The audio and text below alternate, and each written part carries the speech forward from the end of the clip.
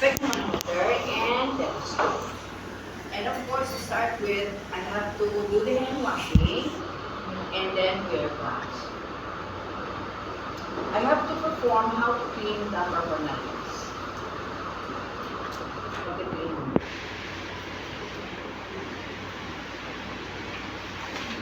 And to start with, I have to clean the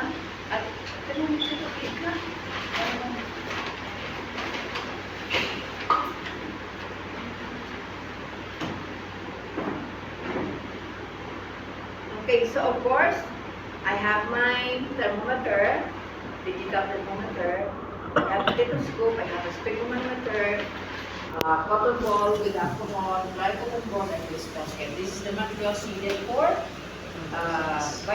cleaning the vital signs for and wearing the gloves. Okay, I have to start. You have to remove.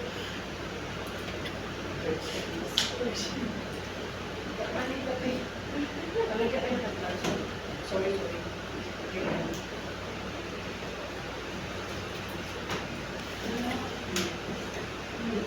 Okay. So this is the thermometer because it's digital. Safety precautions, you have to check the thermometer if the battery is new. Never use the battery is already because this is not accurate when you get the vital signs, the temperature as well. Okay, so to start, we have to remove the thermometer from its case. Remove. And then, cotton ball with alcohol. Use the cotton ball with alcohol. Start cleaning from the bulb. This is called bulb. Okay, start cleaning from the bulb in a circular motion to the stem. Ito siya. Okay, pero ang tawag nila dito battery, ang tawag nila battery dyan. Sa pag-cleaning talaga is you have to start from the stem towards the bulb in a circular motion. And then this one, discard. Do this 2 to 3 times, so you have to clean up 2 to 3 times until it's dry.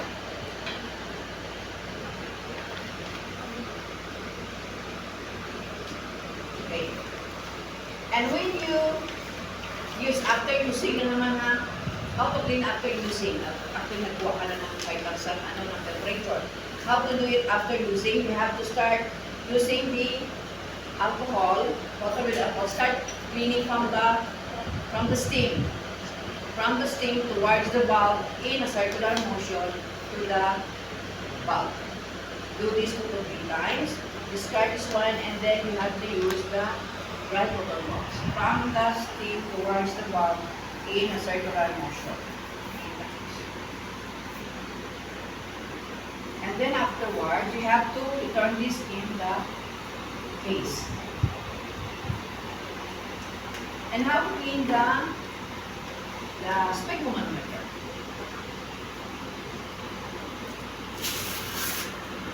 Speedometer is very easy to clean up. Okay. Start cleaning from the gauge.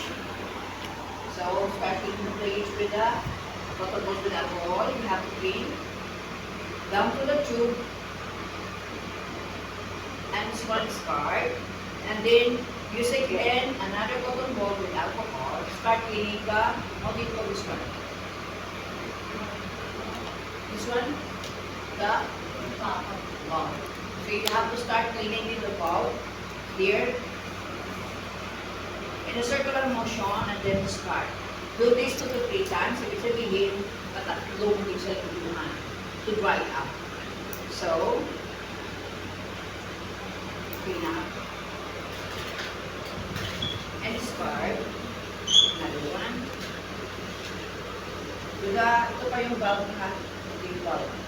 And then, ito. Dry up. Clean the gauge. To the tube. Do this 2 to 3 times.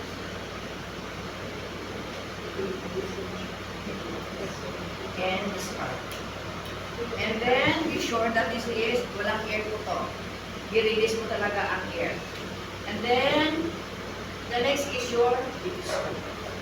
Okay. Mind you, pag gumamit po kayo ng stethoscope, hindi lang po kayo hiram. Be observant po kayo at saka be sa pagpalinis talaga. Huwag kayong hiram ng stethoscope ng iba kasi hindi nyo alam kung sakit sila sa tenga. Ako hindi talaga kayo hiram. So before you start, you have to clean the airpiece. This we call the airpiece. Comb the airpiece. You have to clean and liquid in a circular motion. And it's going to start again from the tube.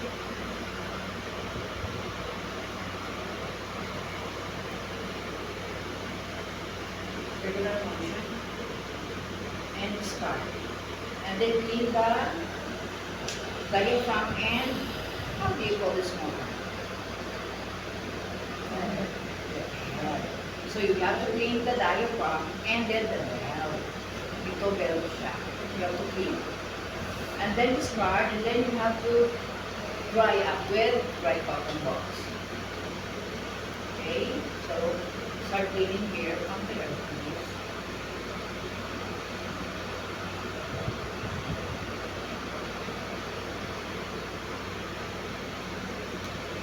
Ito sa tutunan mo. So it's very good. See the square. Okay.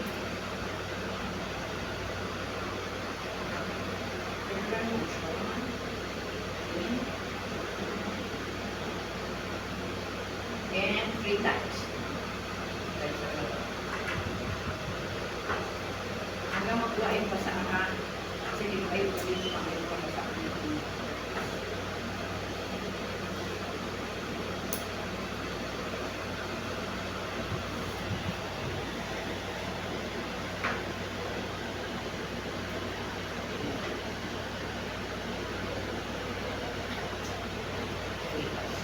And this is how to clean up your paraphernalia. And afterwards, you have to ilagay yung salutinan lahat. And then, you are ready for your demonstration.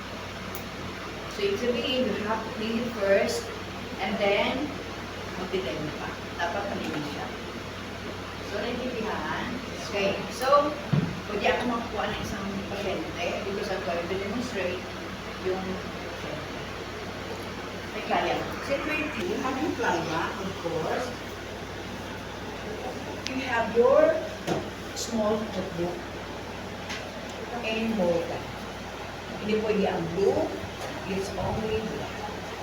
So when you get the vital signs, diba yung tinuro ko na, you have to write down the E-E-R. Sa notebook mo maliit na. Hindi ako matanggap pag nag-RD kayo ng walang notebook na maliit, yung maliit na notebook lang. 1/4 size. So, kailangan may pangalan ng client, address ng client, at saka yung kanyang age. And then, pagdating sa baba, client's name with signature, and of course, caregiver signature. Dapat dalawa. And then, doon po sa notebook na maliit, I'm going to give you the grade. Sa hand washing mo, as well as your vital signs. Doon kung ginagigay ang grade sa inyong small notebook. So, dapat bumili kayo ng small notebook. Okay, so nakalagay doon, nakaganyan ha, ang pattern natin E-E-R.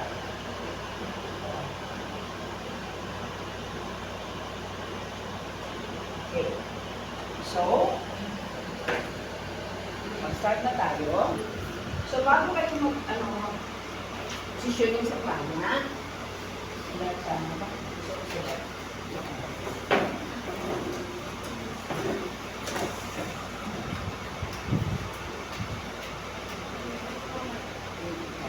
Ay, ano pala no?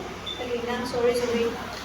So, before you go mag-start, baka yung client mo may ano siya sa mga TB, nakabasa, you have to, kung able mo siya, let her wipe the TB para mag-think of ano yung pagkuha ng yung temperature.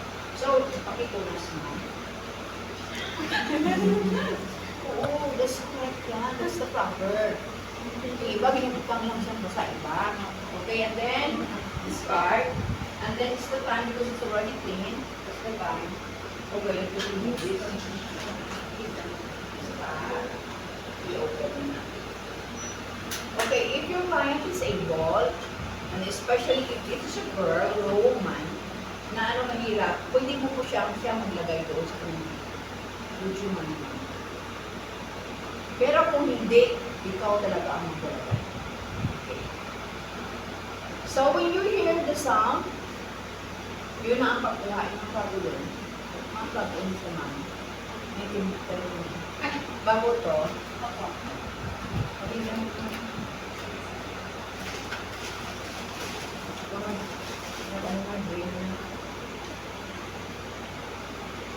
Mag-ano rin siya, marinig din siya pag ano, pag nasa oras na.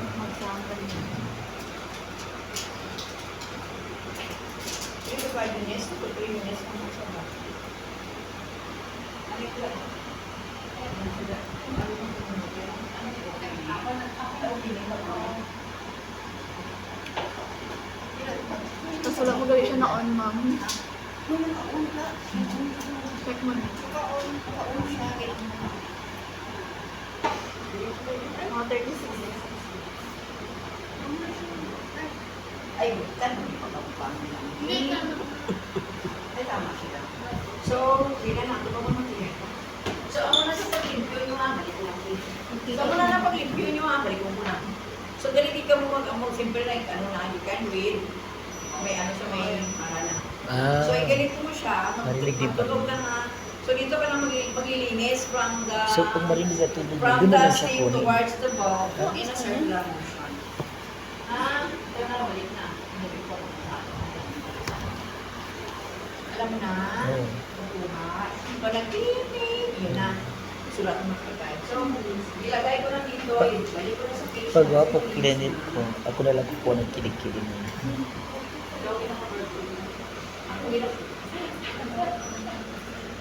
Kailangan ba ako madaliya? Pag-iibig mo yun na.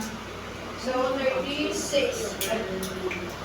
Ay, kita ko lang kayo. Wala din siya muna. So, 36 lagi tayo. 36. 36. Okay, centigrade na. Okay, next. Kukuha na ako ng kanyang pulse rate. So, when you get the pulse rate, you have to remove the gloves. I-remove na natin ang gloves. So, when you remove the gloves, i-clean nyo lang. And then, ganito, nyo lang, at itatapon nyo sa waste basket. And then, kuha tayo ng pulse rate. Dito po, align mo. Dito lang po tayo kuha. You have to use the two fingers, the index and the middle fingers, at iganin mo lang. Ito na. Yan. And then, pag kumuha po ikaw, titingnan mo na ganito siya. And every now and then, kung ma'am, hindi pa kung paano vital signs mo, so pag-straight natin, ganyan ma'am. So the proper is, you have your watch. Dito ka nakatingin sa watch mo. 1 full minute. 60 ha. So, ganito mo lang siya. Ganito mo siya. O nakalagay sa kamay, sa iyong wrist, tingnan mo. So, bilangin mo talaga.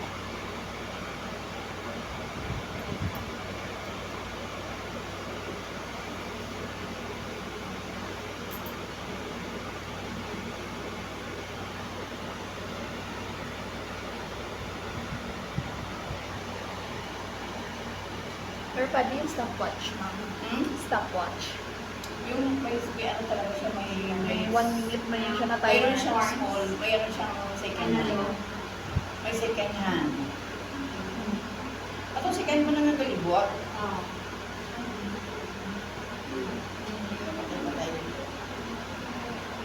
Okay. So, assuming I'm done, nakuha ko na ganyan ha, ganyan ko lang para makuha yung bid. Dila siya o dila na. Dila. Yan. And then, lagay ko to is 70 beats per minute. Okay. Ano naman tayo? Pag sa RR na naman tayo, kumuha, inspiration mo is, hawak ka na lang. Kasi mas accurate po sa akin pag nakahawak. Para hindi din po siya hindi siya ma-conscious ba? Or, kasi mahirap na kaganyan ka. Kasi alam niya. So, kung nagaganyan ka lang. So, i-count mo siya, 16 to 20 lang po ang ating respiration. So, ang pagbilang ha, 1, 2. Ang down, kung mo na magbilang yun, hindi nga babaw, kung lalo mo na bilang, hindi. 1, 2, 3, yan. 4, asa hanggang makuha siya. Okay. Pag grabe ilang iyang respiration, ibig sabihin grabe ang timbay.